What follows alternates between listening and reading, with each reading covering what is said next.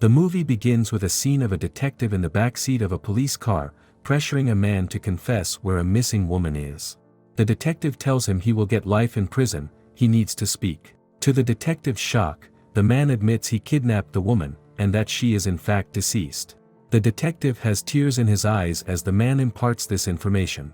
In the next scene we are introduced to our protagonist, Will Spann, a man in his late 40s, driving his wife Lisa Spann to her parents' house. Lisa Spann is thin, with a pretty face and short black hair.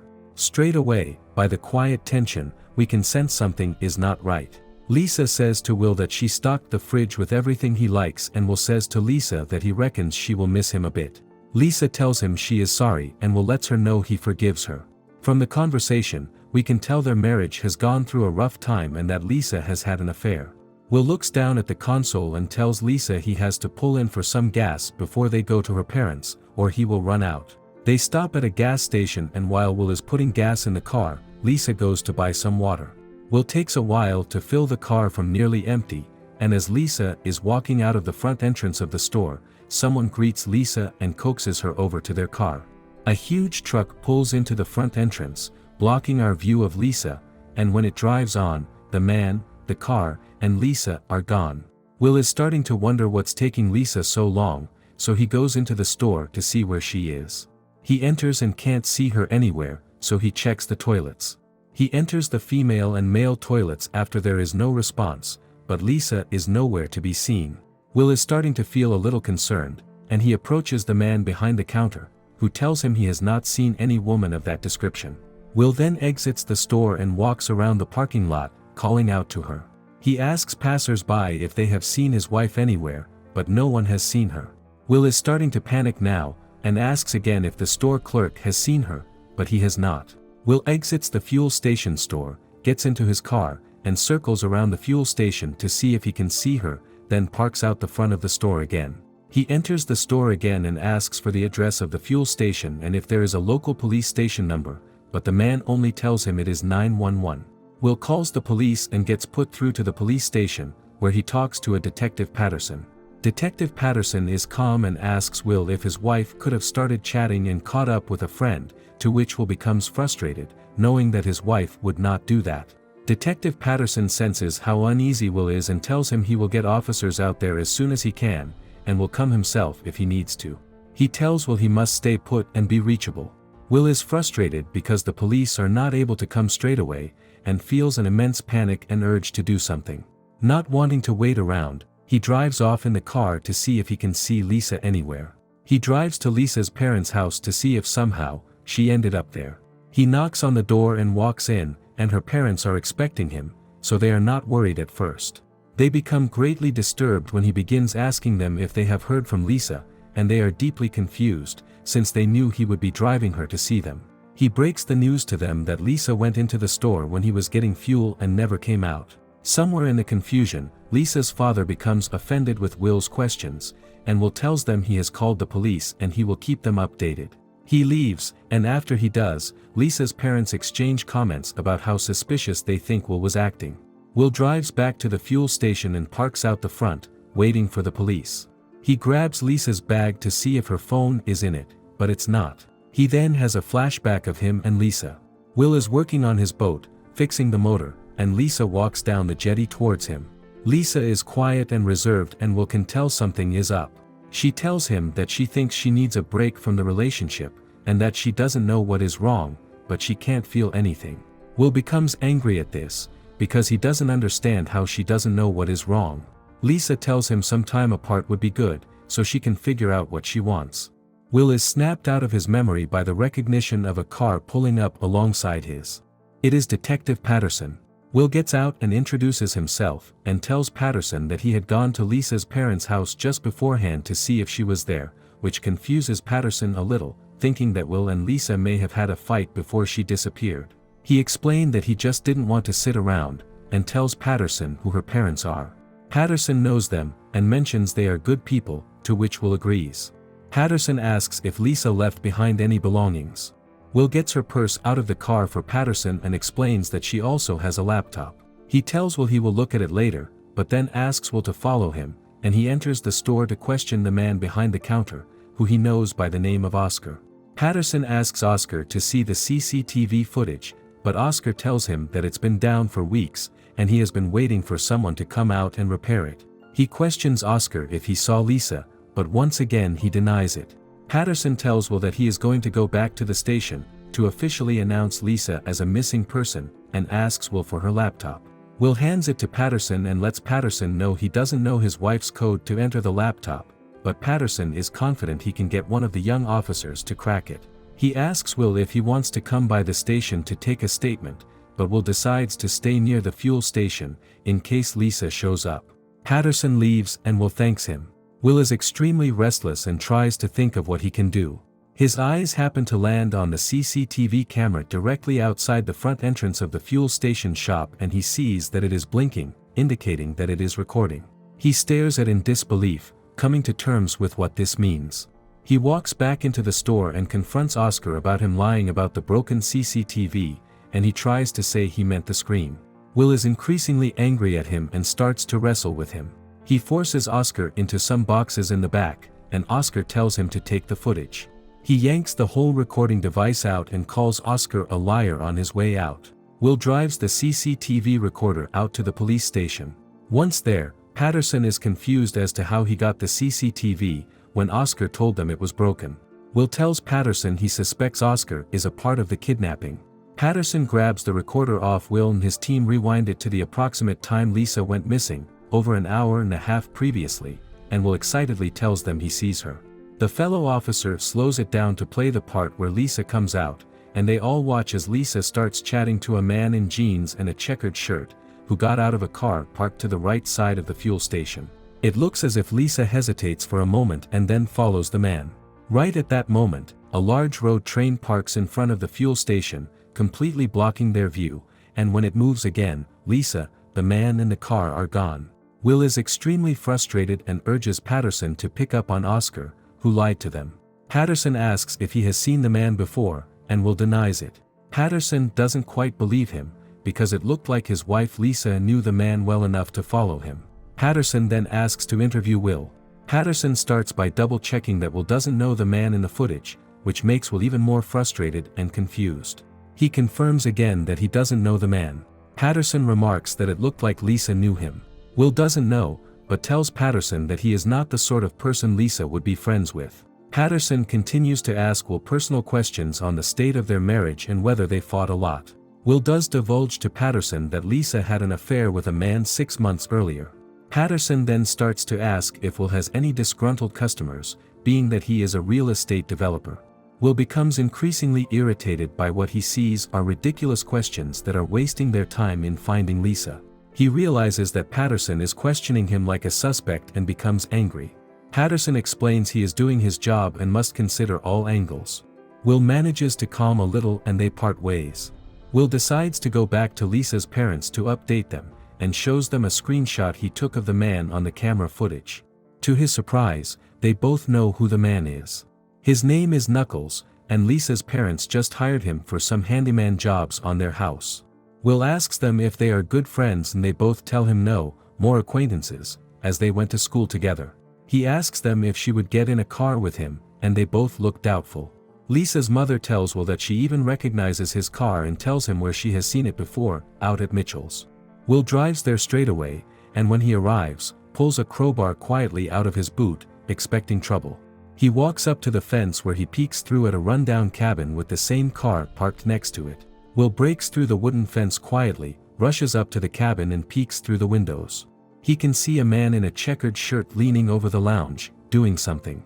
He barges in and comes face to face with Knuckles. Will has his crowbar raised. He aggressively asks where his wife is, but the man starts to approach Will, telling him to calm down, ready to lunge at him. Will warns him to stay back, but Knuckles keeps coming towards him and then lunges. Will hits him hard with the crowbar several times and Knuckles tells him to stop. Will grabs the crowbar around his neck, choking him, then pushes him away and he falls onto the table. He hits Knuckles in the back of the leg as he is leaning on the table, and Knuckles starts to talk. He tells Will that he didn't want to leave her with Frank. He asks Knuckles who Frank is. Knuckles' confession makes Will even more angry, so when Knuckles lunges up at Will, trying to hit him with a piece of metal, Will doesn't hesitate to lay as many punches on him as possible. Will wrestles with Knuckles as he tries to get a gun out of a chest of drawers. The gun falls to the floor and Will starts to drag Knuckles out of the front door, punching him repeatedly in the head, until Knuckles is bleeding and begging him to stop. Will gains control of his rage and questions Knuckles. He finds out where Frank is and then proceeds to tape Knuckles' mouth up and tie his wrists and ankles. He then places him in his car. Will drives as fast as he can towards where Frank is, but unfortunately gets caught speeding by a police car on the side of the road. Will tries not to panic as he pulls over for the policeman. The officer looks suspicious of him, as Will tries not to look too nervous, but it is clearly showing. The officer queries where he is going, and what those bags in his back seat are. They are Knuckles, but Will tells the officer they are his wife's. The officer takes Will's license and walks back to his car for a while. Will snarls at Knuckles in the boot to keep quiet. The officer returns and asks Will to step out of the vehicle. This is where Will knows things are about to get serious. He stands at the front of his car while the officer looks inside his car, and then he asks the inevitable, for Will to open the boot. Will acts as if he is going to comply but then dashes into the woods as fast as he can. The officer calls after him and fires shots into the air.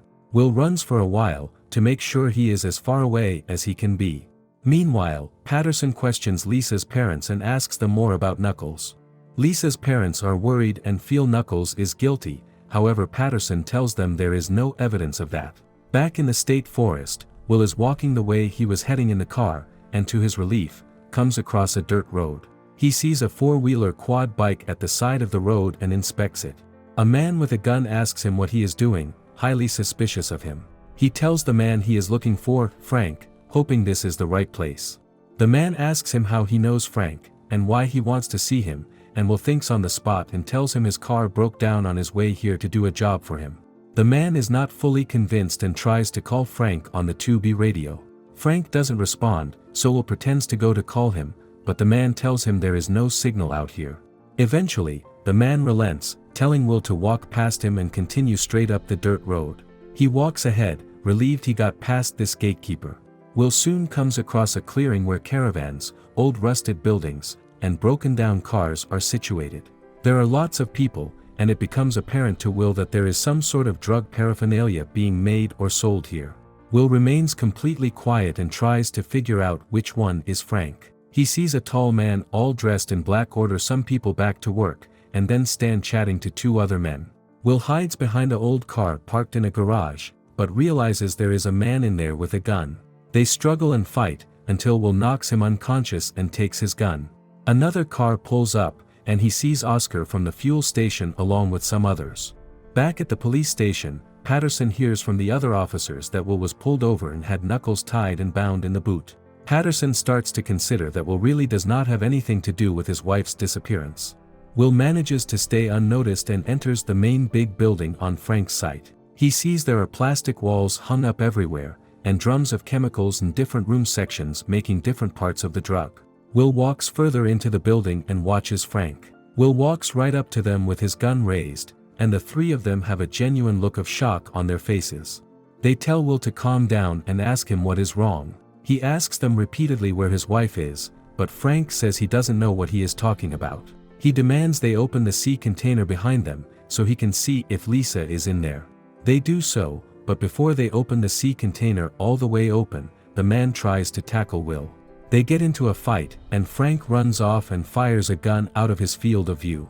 One of Frank's men is shot and is bleeding on the floor of the sea container. Frank is staying out of sight, but continues to shoot at Will. When Will hears Frank flee further away, he runs out of the sea container and enters one of the chemical rooms. A fire breaks out in one of the rooms. Will continues to shoot until he hears Frank make a moaning noise, as if in great pain. Will walks into the next room and sees Frank sitting there lifeless. Will is becoming increasingly distressed and emotional, thinking of his wife Lisa, and how he might never find out where she is. Meanwhile, Patterson is questioning Knuckles in the back of the police car and starts to aggressively assert his authority over him, ordering him to tell him where Lisa is. Eventually, Knuckles caves and tells Patterson that she is deceased. A few weeks prior, he and Frank were joking around, and then Knuckles told Frank that he knew the wife of a rich real estate guy was coming home, and if he kidnapped her, he would definitely give them money to get her back. Knuckles explained that when he literally kidnapped her and drove her out to Frank's. Frank was so angry that Knuckles actually did it, because he was never serious about it. He was worried that Lisa had seen where they make the drugs and told Knuckles that he had to dig a hole for Lisa. He started to dig the hole behind Frank's house, but he ran away in the middle of it, because he was sure that Frank would bury him in there with her. Patterson is taken aback by the information and Knuckles' sheer cowardice. He physically restrains himself from laying a hand on Knuckles, instead wiping his palm on Knuckles' shirt and getting out of the car. Will walks out of the shed where the drugs are being made and tries to think of what to do next. Oscar appears in the doorway behind him and Will, disgusted at him, raises his gun at Oscar. Oscar tells him he knows where Lisa is. Will thinks Oscar is lying at first, but then Oscar presents Will with Lisa's phone, which makes Will incensed with rage. Oscar tells Will that if Will gives him $20,000, he will show him where she is. They negotiate until a blast occurs behind them, caused by the chemical fire, knocking them both off their feet and mortally wounding Oscar. Patterson arrives at Frank's place and sees the fire brigade already there. He walks around to the back of Frank's house and sees a hole with tin on the top, with bricks placed on it. Patterson slowly lifts the tin off and sighs heavily with relief when he sees there is nothing inside. Meanwhile, Will starts to walk around and hears a very faint, muffled sound. He walks towards a small garden shed and hears the sound get louder. He bangs on the door, calling Lisa's name, and she responds with a muffled cry. He breaks the door open and sees Lisa gagged and bound, with her wrists and ankles tied. She has been crying for a long time and her eye makeup is all down her face. Will talks to Lisa soothingly. He is trying not to cry as he pulls her gag out and looks deep into Lisa's eyes. Then he leans down, carries her out of the shed, and heads back to where the police cars are. Patterson sees Will with Lisa and is relieved to see that she is alive. Later that day, Will pulls up to Lisa's parents' house. He stands on the lawn for a few minutes, and then Lisa walks out, telling her parents she needs a moment. They go back into the house. Lisa walks up to Will and hugs him tightly, relieved they both made it through such an ordeal. She holds out her hand to Will and invites him inside, as it is starting to rain. They laugh together, and Will's face is lit up with warmth and his love for Lisa. A little while later, Patterson pulls up to speak to Will. He shakes his hand and tells him to look after himself. He tells him they inspected the bodies they found in the fire, and it turns out they didn't all lose their lives from the fire, there was gunshots exchanged. He looks at Will knowingly and walks away, waving before he gets in his car and drives off.